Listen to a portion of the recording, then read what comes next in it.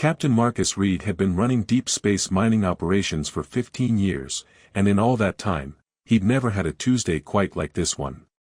His crew had been extracting rare earth elements from Kepler 442c for 6 months without incident, unless you counted Jenkins accidentally spacing his lunch container or the ongoing philosophical debates about whether the commissary's coffee qualified as a beverage or industrial solvent. Then Tommy Nakamura's plasma drill broke through into what the geological surveys had insisted was solid bedrock, revealing a chamber that definitely wasn't supposed to exist. "Captain," Tommy's voice crackled through the comm, tinged with the kind of excitement that usually preceded expensive equipment repairs, "you're gonna want to see this. And maybe bring the good scanner, not the one that thinks everything is either rock or not rock." Marcus grabbed his gear and made his way down to level 7, where Tommy stood next to a hole that seemed to exhale ancient air and possibility. The chamber beyond was vast, its walls covered in symbols that hurt to look at directly, and filled with structures that looked like someone had convinced geometry to be more creative. "How big is it?" Marcus asked, checking his atmospheric readings.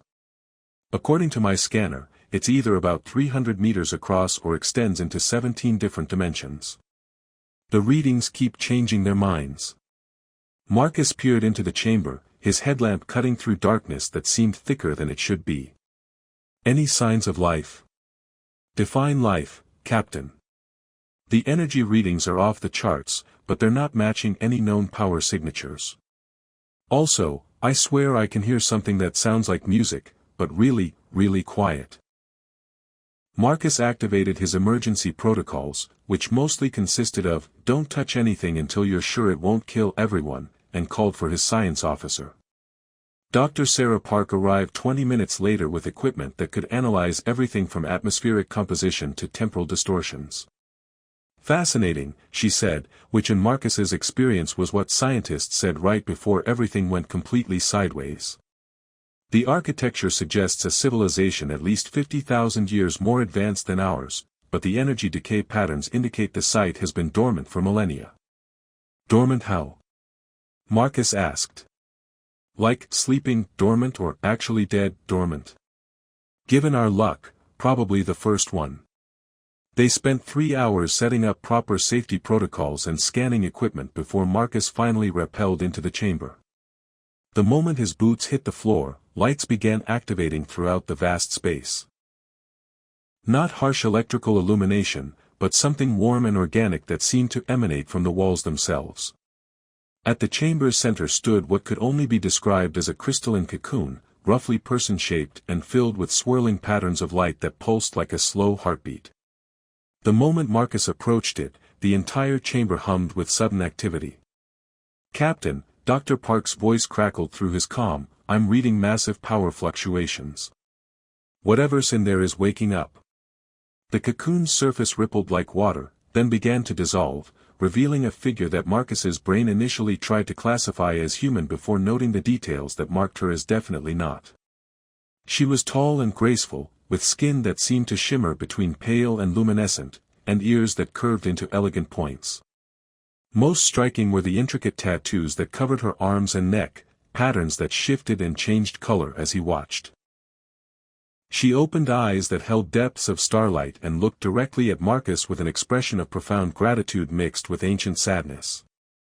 "Thank you," she said in perfect English, her voice carrying harmonics that shouldn't have been possible for human vocal cords. "I had begun to fear that no one would ever find me." Marcus keyed his comm, "Dr. Park, I'm going to need you to add first contact protocols to our emergency procedures. Retroactively." "How first contact are we talking, Captain?" Marcus looked at the woman, who was now standing with the fluid grace of someone who had just awakened from the longest sleep in recorded history. The kind where our geological survey just became a diplomatic mission. The woman, for lack of a better term, stepped closer to Marcus, her movements causing the light patterns on her skin to shift into what might have been expressions of curiosity and concern. "I am Lyria of the Valix Empire," she said, then paused with a slight smile. "Though I suspect that name means nothing to your people. We have been absent from galactic affairs for some time." "How much time are we talking about?" Marcus asked, running through his mental catalogue of known civilizations. According to your stellar positioning, approximately 12,000 of your years. Perhaps more. Time becomes fluid when one sleeps between the moments. Dr. Park's voice crackled through the calm with barely contained excitement. Captain, the archaeological implications alone. One crisis at a time, Doc, Marcus interrupted, then looked back at Lyria. Are you injured? Do you need medical attention? Lyria's expression softened, and the patterns on her skin shifted to warmer hues. You offer aid before seeking advantage. This is unexpected, given what I observed of galactic politics before my people's departure. Yeah, well, basic decency doesn't go out of style, even in deep space. Marcus activated his emergency medical beacon. Dar. Rodriguez, I need you down here with a full medical kit. And maybe some of those protein bars that don't taste like recycled cardboard. As they waited for medical assistance, Lyria examined the chamber around them with the air of someone revisiting a childhood home after decades away. This was one of our deep storage facilities, she explained. We placed volunteer guardians in stasis to watch over our most important technologies until such time as the galaxy might be ready for them. And you've been sleeping down here for 12,000 years. Alone. Not sleeping. Waiting. Watching. Learning. Lyria's gaze fixed on Marcus with uncomfortable intensity. I have observed your people's broadcasts, studied your languages and customs. I have seen how you are treated by those who claim authority over you. Marcus felt a chill that had nothing to do with the chamber's ancient air. What do you mean? Your mining operation is owned by the Titan Corporation, yes. You extract valuable resources under dangerous conditions while they profit from your labor and risk. When miners are injured, they are replaced. When equipment fails, you make do with less. You are expendable to them. The accuracy of her observation hit closer to home than Marcus wanted to admit. Titan Corporation's treatment of deep space miners was an open secret throughout the industry: dangerous work, minimal safety protocols, and replacement crews always on standby. That's just how the business works, Marcus said, though the words felt hollow. Lyria knelt before him, her movements flowing like water, and when she spoke, her voice carried the weight of ancient knowledge and desperate hope. Marcus Reed, captain of unwilling servants to uncaring masters, she whispered, I can give you more than they ever will. The Valix did not vanish because we were conquered or destroyed. We transcended the need for such hierarchies entirely. We learned to share power rather than hoard it, to enhance consciousness rather than exploit it. Her hand, when she placed it gently on his arm, felt warm and somehow electric. Your people have potential beyond imagining, but it is deliberately suppressed by systems designed to keep you isolated, desperate, and dependent. I can show you another way. Marcus looked down at this impossible woman kneeling in an ancient chamber that shouldn't exist, offering him things that sounded too good to be true. Every instinct trained by years of corporate exploitation told him to be suspicious, to remember that nothing came without a price. But another part of him, the part that watched his miners risk their lives for barely subsistence wages while corporate executives lived in luxury, was listening very carefully to every word she said. Dr. Rodriguez is on his way down, Marcus said finally. Let's get you checked out first. Then maybe you can tell me more about this other way of yours. Lyria's smile was radiant, and the patterns on her skin shifted to what looked unmistakably like hope. Of course. But Marcus Reed, know this, the choice I offer is not mine to make for you.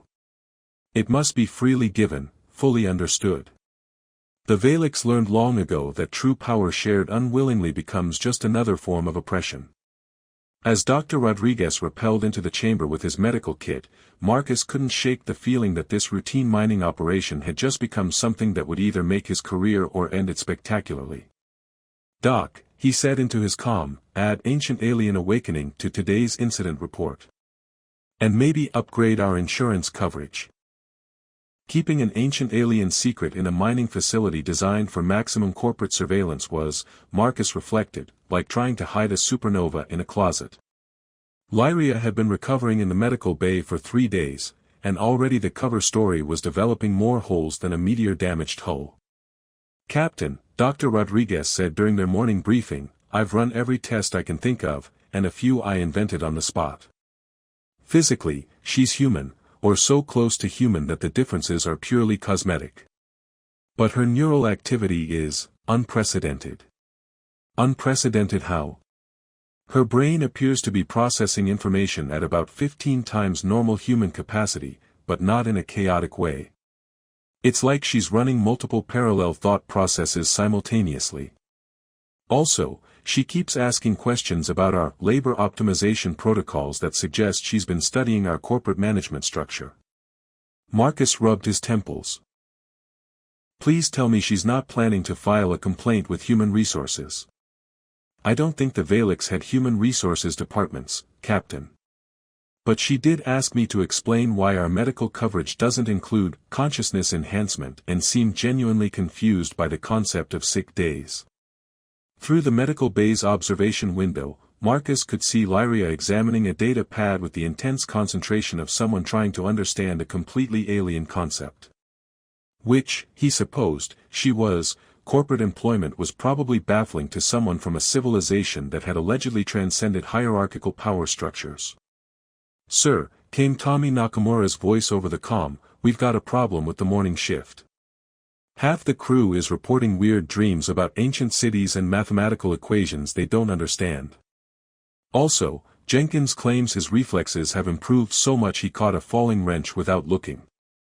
Marcus exchanged glances with Dr. Rodriguez. "How much contact has the crew had with our guest?" "Minimal direct contact, but she insisted on thanking everyone involved in the rescue operation personally. Brief conversations, maybe 5 minutes each. And now they're having shared dreams about ancient mathematics." "It appears so, sir. Though Patel says the equations actually make sense to him now, which is concerning since he failed basic algebra twice."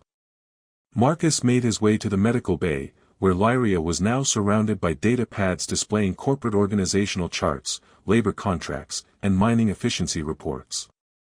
She looked up as he entered, her expression one of profound bewilderment. "Marcus Reed," she said, "I require clarification about your civilization's economic structures. According to these documents, Titan Corporation owns not only your equipment and facilities but also exclusive rights to your labor output for the duration of your contracts. That's standard for deep space operations. They provide transportation, equipment, living facilities. At costs that exceed your wages, creating permanent debt obligations." Lyria's tattoos shifted to darker hues. "Your people are not employees. You are indentured servants with the illusion of choice." Marcus sat down across from her, feeling the weight of a conversation he'd been avoiding for years. "It's not ideal, but it's the system we have. Mining companies take huge risks on deep space operations. They need guaranteed returns. While you take the actual physical risks and receive minimal compensation." Lyria touched one of the data pads, her expression growing more troubled. "Marcus, your miners have a 17% injury rate and earn barely enough to cover basic needs. Meanwhile, Titan Corporation's executives live in luxury. This is not risk-sharing, this is exploitation." "Welcome to capitalism," Marcus said dryly. "Population, everyone who wasn't born rich."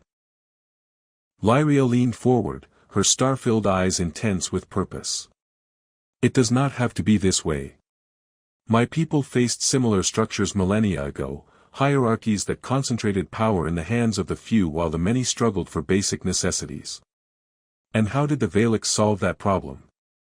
We learned to share consciousness itself." Lyria's hand moved to her temple, where her tattoos pulsed with soft light. "Not hive minds or loss of individuality, but willing partnerships that enhanced every participant. When knowledge, skills, and capabilities can be shared freely, traditional power structures become meaningless." Dr. Rodriguez chose that moment to enter with his daily medical readings, saving Marcus from having to respond to a proposition that sounded either revolutionary or completely insane. "How's our patient doing, Doc?" "Remarkably well. Her cellular regeneration rates are about 30 times normal, and I'm detecting what appears to be deliberate genetic optimization. Also, she asked me to explain why humans haven't cured aging yet, and I didn't have a good answer. Because pharmaceutical companies make more money treating diseases than curing them," Marcus said automatically, then caught himself. "Sorry, that sounded more cynical than I intended. But accurate," Lyria observed. "Your species possesses the theoretical knowledge to solve most biological limitations, but economic incentives prevent implementation. Another example of artificial scarcity maintaining power imbalances." Dr. Rodriguez looked between them with growing interest. "Are we having a political revolution in my medical bay? Because I should probably update my insurance." "We're having a philosophical discussion about economic systems," Marcus said. "Totally different thing." "If you say so, Captain." But for the record, Lyria's presence seems to be affecting the crew in ways beyond just enhanced dreams. Productivity is up 23%, injury rates have dropped to 0, and yesterday I caught Stevens and Williams solving an engineering problem through what appeared to be telepathic communication. Marcus stared at him. Telepathic communication? More like shared intuition. They seemed to understand each other's thoughts without speaking. When I asked about it, they said it felt natural, like remembering something they'd always known. Lyria's expression brightened. "The connection is establishing itself. Your crew has remarkable potential, Marcus.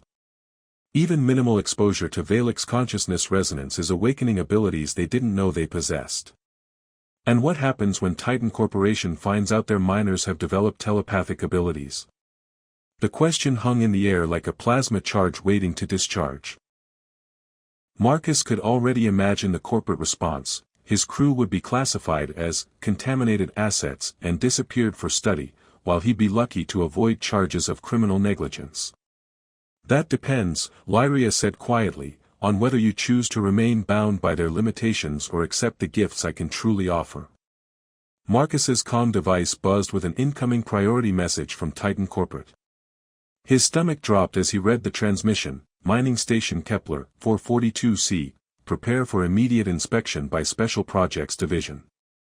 Executive authority transferred to incoming corporate security team. Arrival in 72 hours.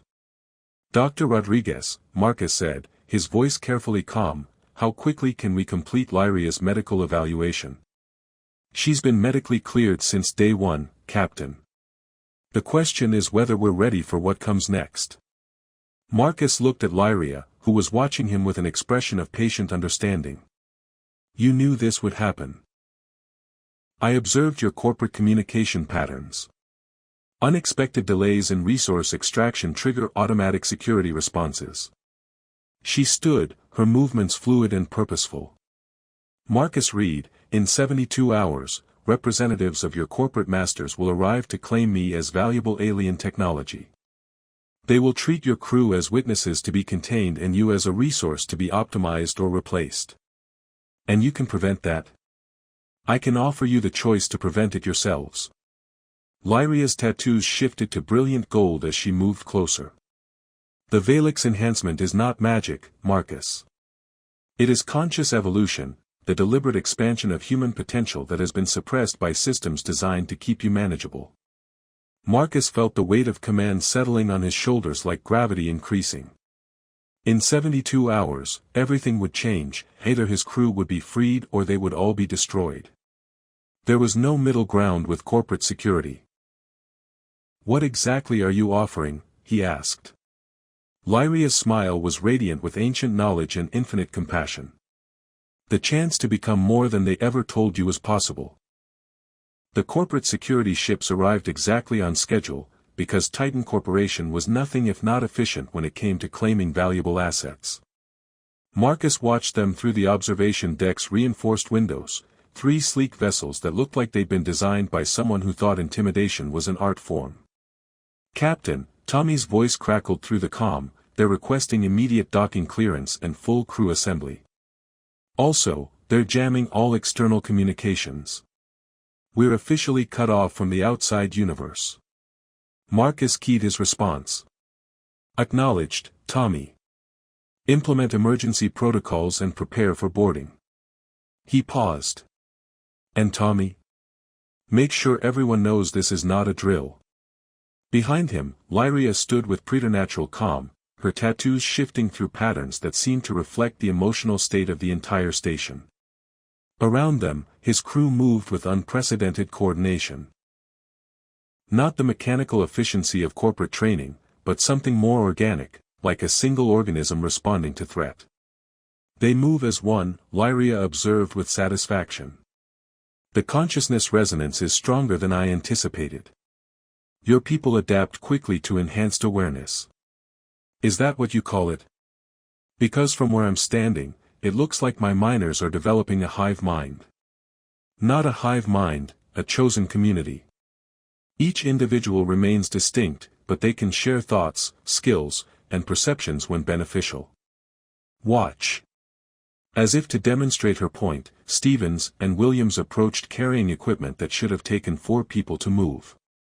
They weren't straining, they moved in perfect synchronization, each anticipating the other's actions so precisely they functioned as a single unit. How are you two doing that? Marcus asked. It's like. Stevens paused, searching for words. Like remembering how to do something I used to know. Williams and I can feel each other's intentions, so we don't need to coordinate verbally. Also, I can access his welding expertise, and he can use my electrical engineering knowledge, Williams added. It's the galaxy's weirdest employee benefits package, but incredibly useful. Dr. Park's voice came through the comm system. Captain, the security teams are boarding. I count 15 officers in full combat gear, plus someone in a very expensive suit who's asking about recovered alien technology. Marcus looked at Lyria. That would be you. Indeed. Corporate acquisition specialist, most likely. They view me as a resource to be exploited rather than a being to be understood. Her expression grew serious. Marcus, the moment they encounter me, everything changes. They will attempt to sedate and transport me, classify your crew as contaminated assets, and have you all disappeared for security reasons. Unless you choose to accept what I have truly been offering. Lyria moved to the center of the room, her tattoos beginning to glow with increasing intensity. The Valix enhancement is not just shared consciousness, it is the deliberate optimization of human potential. Enhanced reflexes, improved cognitive processing, accelerated healing, and most importantly, immunity to the fear-based control systems that keep your people compliant. The station shuddered as the security team secured their docking clamps. Through the corridors, Marcus could hear the sound of boots moving in military formation. How does it work? Marcus asked. Willing symbiosis. I transfer a portion of my consciousness to merge with yours, while retaining my individual identity. You gain Valix abilities while remaining essentially human. The process is permanent, irreversible, and completely voluntary. Dr. Rodriguez emerged from the medical bay, his expression grim. Captain, I'm reading 15 armed personnel moving toward the crew quarters. They're not here for a friendly inspection.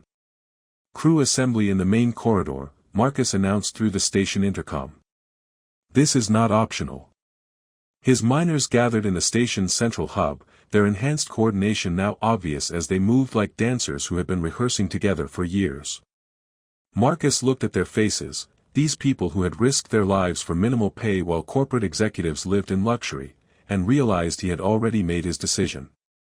Titan Corporation has sent security teams to take Lyria and classify all of us as security risks, he announced. We have 2 choices, surrender and hope they're feeling merciful, or accept Lyria's offer to enhance our abilities and resist. What kind of enhancement? Asked Patel, his eyes bright with the mathematical insights he'd been experiencing. Lyria stepped forward, her presence seeming to fill the room with possibilities.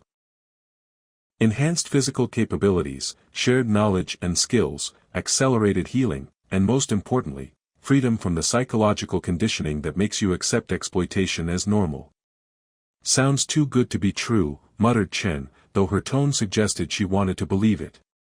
The Valix learned that true advancement comes not from hoarding power but from sharing it freely, Lyria explained.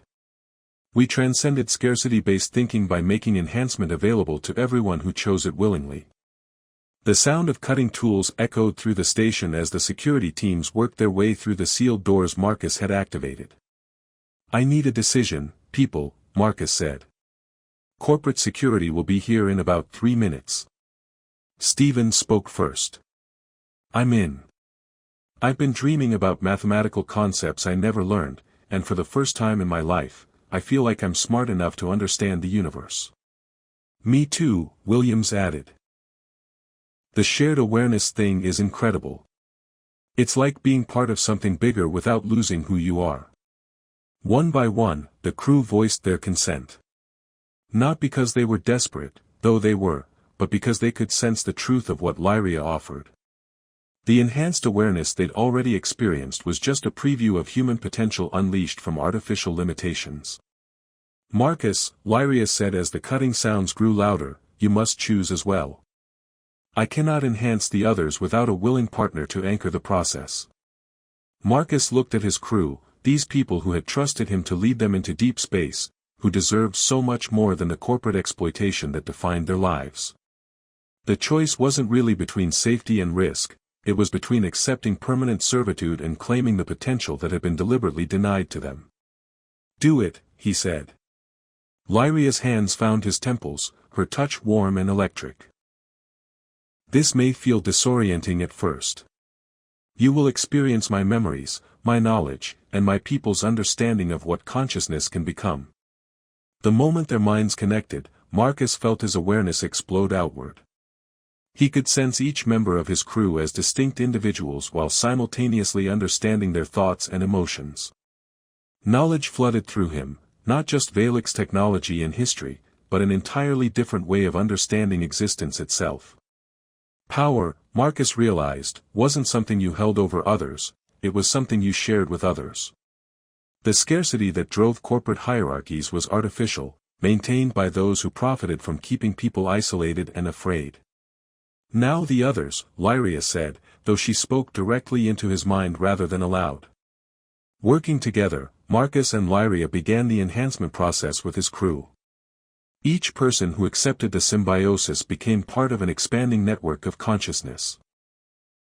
Still individual, still uniquely themselves, but connected to a community that enhanced rather than diminished their humanity.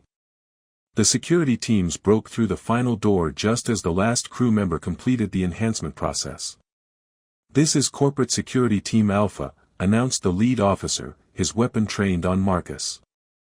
By authority of Titan Corporation's Special Projects Division, you are ordered to surrender the alien technology and submit to immediate detention.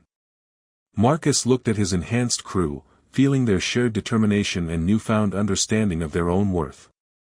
They moved with fluid coordination, not because they had lost their individuality, but because they could anticipate each other's actions perfectly. I'm afraid there's been a misunderstanding, Marcus said, his voice carrying new harmonics that seemed to resonate with authority deeper than corporate rank. There is no alien technology here. There are only humans who have finally remembered what they're capable of. The corporate representative stepped forward, his expensive suit marking him as someone who had never risked his life for a paycheck. Captain Reed, you are in possession of an extremely valuable xenobiological asset. Surrender it immediately, or face charges of theft of corporate property. Lyria isn't property, Marcus replied. She's a partner. And we're no longer your employees. Your contracts clearly state. Our contracts were signed under economic duress by people who were deliberately kept ignorant of alternatives, interrupted Dr. Park, her enhanced awareness allowing her to process legal implications at superhuman speed. Coerced agreements have no legal standing under galactic commerce law. The security team leader raised his weapon. This is your final warning. Surrender the alien and submit to corporate authority. Marcus smiled, feeling the confidence that came from understanding his true potential and having the support of a crew that was no longer limited by artificial constraints. "I don't think so," he said. "We've got a better offer." What happened next would be studied in military academies for generations as an example of how superior coordination could triumph over superior firepower. The enhanced crew didn't fight Titan Corporation's security forces, they simply moved in ways that made violence impossible. Stevens and Williams disarmed 3 officers simultaneously by anticipating their targeting patterns and moving to positions that would have required the guards to shoot each other. Patel used his newfound mathematical intuition to calculate ricochet angles, positioning himself so that any weapon's fire would damage the station's structural supports. Dr. Park accessed the facility's environmental systems through shared consciousness with the station's AI, creating localized atmospheric disturbances that made precision shooting impossible. "This is incredible," Marcus thought to Lyria as he watched his crew work with fluid precision. "They're not just enhanced. They're thinking like a collective intelligence while remaining completely individual." "This is what the Valix learned," Lyria replied, her consciousness intertwined with his. "True strength comes not from dominating others but from empowering them to reach their potential. Your people were always capable of this, they simply needed freedom from the systems designed to keep them divided." The corporate representative, whose name tag identified him as Director Walsh, was speaking rapidly into his comm device while his security teams found themselves systematically neutralized by opponents who seemed to predict their every move. "Control, this is Walsh. We have a situation. The mining crew appears to have been enhanced by alien technology. Request immediate reinforcement from Battle Group Titan." Marcus felt his enhanced awareness pick up the response. "Acknowledged, Director Walsh. Fleet Admiral Harrison is deploying 3 battle cruisers to your location. ETA 47 minutes. Well, Marcus said aloud, this just became significantly more complicated. Through the station's communication array, Dr. Rodriguez was doing something that should have been impossible for a mining facility's equipment. He was broadcasting on all human communication frequencies simultaneously, his enhanced consciousness allowing him to operate systems far beyond their designed capabilities. "This is Dr. Miguel Rodriguez broadcasting from Mining Station Kepler, 442C, his voice echoed across human space. "What I'm about to show you is proof that human potential has been deliberately limited by corporate systems designed to maintain artificial scarcity and control." The broadcast began transmitting real-time footage of the enhanced crew's abilities, their perfect coordination, their enhanced problem-solving capabilities, their immunity to the fear-based compliance that kept most workers subservient to corporate authority. "For 15 years, I've watched miners risk their lives for subsistence wages while corporate executives live in luxury," Marcus added to the broadcast. "We were told this was natural, inevitable, the way things had to be. But the Valix have shown us that scarcity of opportunity is artificial, maintained by those who profit from keeping humanity isolated and afraid." Director Walsh gestured frantically at his remaining security personnel. "Shut down that broadcast. This is classified corporate property." "Actually," said Dr. Park, her enhanced legal processing allowing her to access galactic commerce law in real time, under the Sentient Rights Protocol, any being who achieves enhanced consciousness status is automatically granted sovereignty over their own existence. We're no longer subject to corporate employment contracts." "That's not a real legal principle," Walsh sputtered. "It is as of 47 minutes ago, when the Galactic Commerce Commission received our formal declaration of consciousness enhancement and petition for recognition as a new form of human development," Dr. Park replied cheerfully. "Enhanced cognitive processing is very useful for filing legal paperwork quickly." Meanwhile, the broadcast was having effects across human space that Marcus could sense through the expanding network of Valix enhanced consciousness. Other mining operations were seeing the transmission, other workers were recognizing the possibilities being demonstrated. The corporate stranglehold on human potential was beginning to crack. Marcus, Lyria's consciousness touched his with urgent concern. The approaching battle fleet represents more than corporate enforcement. If they succeed in destroying us, it will prove to your species that enhancement is dangerous, that transcending current limitations leads only to destruction. Then we don't let them destroy us, Marcus replied. How many other Valix are still in stasis across the galaxy? Thousands.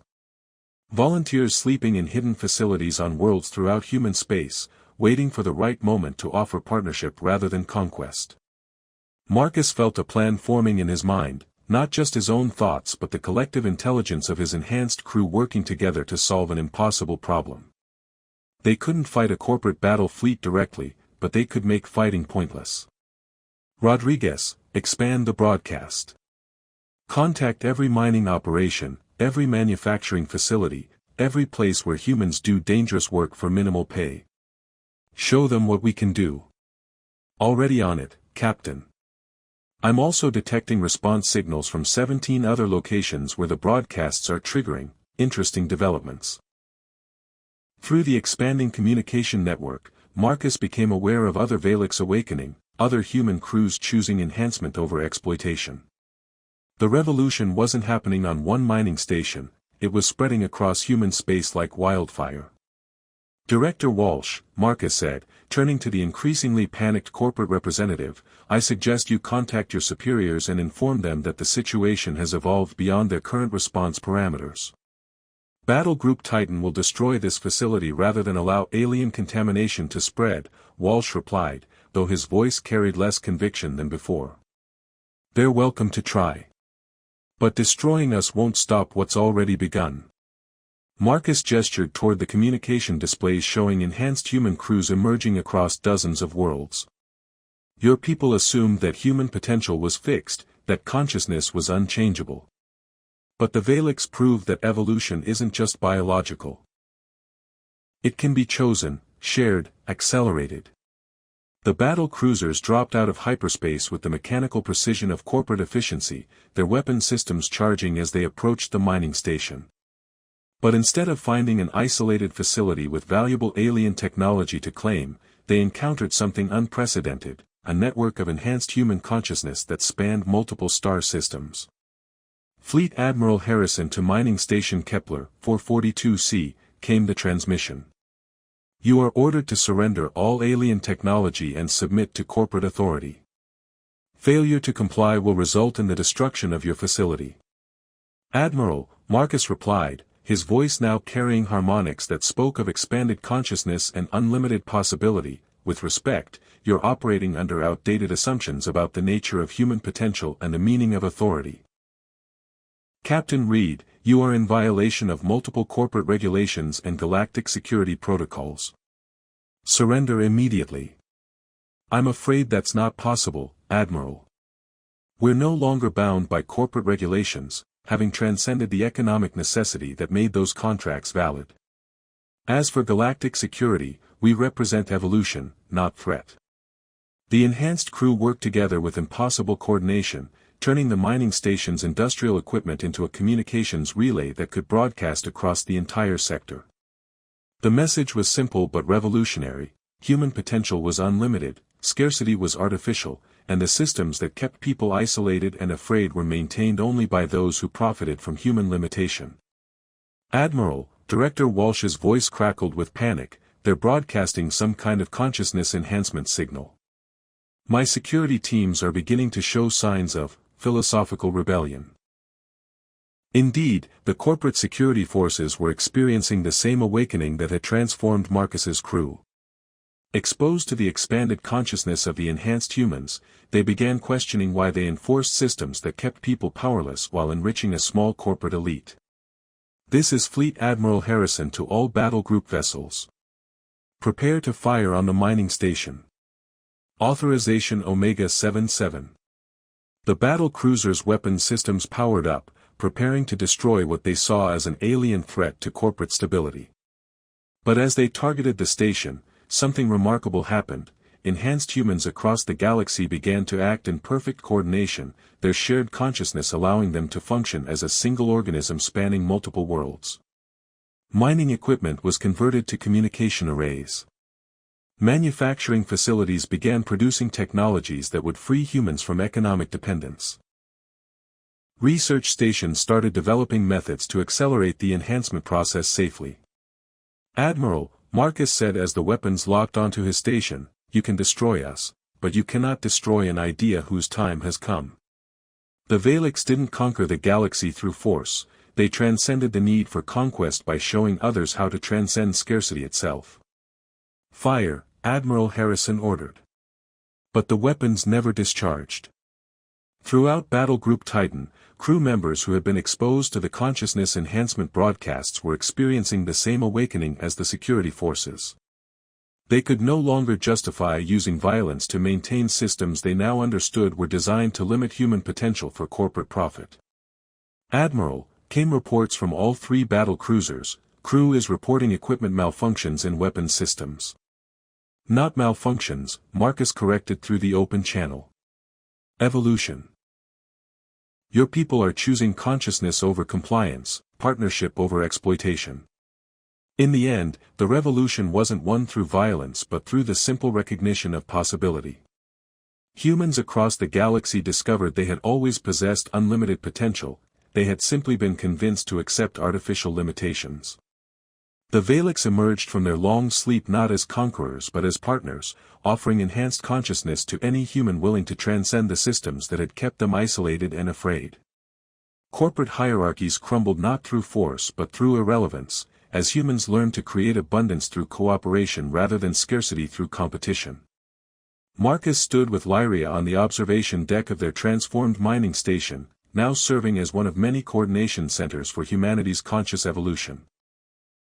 Through their shared awareness, they could sense enhanced humans across the galaxy working together to build something unprecedented, a civilization based on shared potential rather than concentrated power. You asked if I could give you more than they ever will, Lyria said, her consciousness intertwined with his yet remaining distinctly herself. But the truth is, I only helped you remember what you always possessed. And what's that? Marcus asked, though he already knew the answer. The power to choose who you become, rather than accepting who they tell you to be. Looking out at the stars that no longer seemed distant and hostile but familiar and welcoming, Marcus realized that the question had never been whether humans were ready for enhancement. The question was whether they were ready to stop accepting limitations imposed by those who profited from human potential remaining unrealized. The answer, spreading across the galaxy at the speed of consciousness itself, was a resounding yes.